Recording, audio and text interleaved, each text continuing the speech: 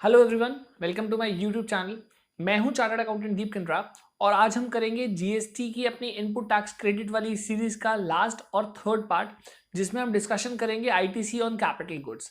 बहुत कंफ्यूजन है लोगों को इस बात के ऊपर कि कैपिटल गुड्स का क्रेडिट कैसे मिलता है। तो गवर्नमेंट के रूल्स बहुत सिंपल हैं कि कैपिटल गुड्स का क्रेडिट आपको फर्स्ट डे पे मिल जाएगा, provided you are a registered dealer और वो ब्लॉक क्रेडिट की कैटेगरी में ना हो। बट उसके ऊपर कुछ फर्दर कंडीशंस हैं जिनके ऊपर हम अपना आज मेनली डिस्कशन रखेंगे। सबसे पहले तो ये समझेंगे कि कैपिटल गुड्स होता क्या है। ऐसे कोई भी गुड्स यदि आप परचेज करते हैं जो कि स्टॉक इन ट्रेड नहीं है और जिसकी लाइफ 1 साल से ज्यादा है, वो आपके लिए कैपिटल गुड्स कंसिडर किए जाते हैं। क्या कैपिटल गुड्स के ऊपर हम आईटीसी के लिए एलिजिबल हैं? तो आंसर है जी हाँ, 100% एलिजिबल है। जब गवर्नमेंट ने सीमलेस क्रेडिट बनाया था तो जैसा हमने ब्लॉक क्रेडिट में पढ़ा है, जिस सिर्फ ब्लॉक क्रेडिट वाली चीजों को छोड़ दो तो हर चीज के ऊपर क्रेडिट के लिए हम एलिजिबल हैं, जिसमें हम कैपिटल गुड्स के लिए भी इक्वली एलिजिबल हैं।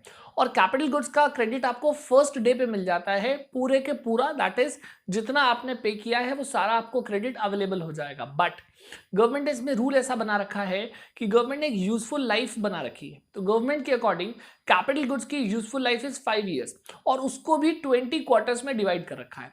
तो नो मैटर आपने कितना एक्सपेंडिचर किया, गवर्नमेंट ये मान के चलती है कि आपका ये एसेट एटलीस्ट 20 क्वार्टर्स के लिए तो यूज होगा ही होगा। तो इस 20 क्वार्टर्स वाले रूल की वजह से क्या इंपैक्ट पड़ता है वो हम डिस्कशन करेंगे। सपोज कीजिए आप कॉम्पोजिट स्कीम में हैं। ऑब्वियसली हमने अपनी फर्स्ट वीडियो में पढ़ा है जीएसटी की कि कॉम्पोजिट स्कीम में है तो हम आईटीसी के लिए एलिजिबल नहीं है। हम पहले साल कॉम्पोजिट स्कीम में थे जब हमने एसेट परचेज किया, तो पहला साल 1 साल हमारा कॉम्पोजिट स्कीम में चला गया, तो मतलब 4 क्वार्टर्स के लिए हम एलिजिबल नहीं है। बट नेक्स्ट ईयर हम रेगुलर स्कीम में आ गए। तो एक कैपिटल एसेट की total useful life was 20 quarters, जिनमें से 4 क्वार्टर हमने कॉम्पोजिट स्कीम में बिता दिए, बचे 16 क्वार्टर। अब जब भी हम रेगुलर स्कीम में आएंगे तो जो 16 क्वार्टर्स का क्रेडिट होगा, लाइक प्रोपोर्शनेट करेंगे तो 80% क्रेडिट हमको अवेलेबल हो जाएगा, बिकॉज 1 साल की वजह से 20% क्रेडिट हमारा ब्लॉक हो जाएगा। इसी पॉइंट के ऊपर बात करते हुए एक एग्जांपल की तरह समझते हैं कि सपोज कीजिए मैं एक रेगुलर डीलर हूं, मैं एलिजिबल हूं आईटीसी के लिए ऑन द कैपिटल गुड्स जो भी मैं परचेज कर रहा हूं। And for the example purpose हम ये मान लेते हैं कि 10 लाख के कैपिटल गुड्स के ऊपर 10% का रेट लगा है।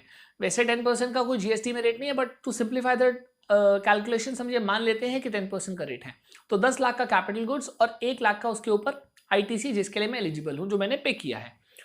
अब मैंने उस कैपिटल गुड्स को 2 साल रेगुलर बिजनेस में यूज किया, उसके बाद या तो वो चीज जिसके अंदर मैं डील करता हूं वो एग्जेम्प्ट हो गई, तो मेरी जीएसटी पे करने की लायबिलिटी ही खत्म हो गई, या फिर कुछ ऐसा हुआ कि मुझे रेगुलर स्कीम से कॉम्पोजिट स्कीम बेटर लगने लगी और मैंने उसमें स्विच कर लिया। इन बोथ द केसेस जितना रिमेनिंग यूजफुल लाइफ बची है, अभी गवर्नमेंट मानती है किसी भी कैपिटल गुड्स की यूजफुल लाइफ क्या होगी, 5 साल। 2 साल मैंने यूज कर लिया तो 3 साल के हिसाब से मतलब 60% क्रेडिट मुझे रिवर्स करना पड़ेगा, बिकॉज फर्स्ट डे पे मुझे 100% मिल गया था, तो अब मुझे 60% रिवर्स करना पड़ेगा। मेरे एग्जाम्पल की बात करें तो उसमें 1 लाख का क्रेडिट मुझे मिला था, बट 60% क्योंकि रिवर्स करना है, तो 2 साल के बाद जब मैं रेगुलर स्कीम से कॉम्पोजिट स्कीम में मूव करूंगा या एक टैक्सेबल स्कीम से, क्योंकि मेरे गुड्स हो सकता है एग्जेम्प्ट हो गए हैं, उस स्कीम में डील करूंगा, इन दीज केसेस मेरे को 60% दैट इज 60,000 क्रेडिट रिवर्स करना पड़ेगा। और अगर मेरे क्रेडिट लेजर में वो अमाउंट नहीं है तो मुझे आउट ऑफ द पॉकेट उसको पे करना पड़ेगा, बिकॉज गवर्नमेंट मानती है कि आपको 5 साल के लिए एसेट को अपने बिजनेस में रखना जरूरी है। The same rule will prevail अगर किसी भी तरीके से मैं अपने बिजनेस एसेट को डिस्कार्ड कर रहा हूं या बिजनेस से बाहर निकाल रहा हूं। Now the third part and most important part is, कभी कभी क्या होता है हम कैपिटल गुड्स को यूज करके उसे फर्दर सेल ऑफ कर देते हैं। एग्जाम्पल के तौर पे समझते हैं कि 20 लाख का एसेट जिसके ऊपर 2 लाख रुपए का क्रेडिट मैंने अवेल कर दिया on the very first day.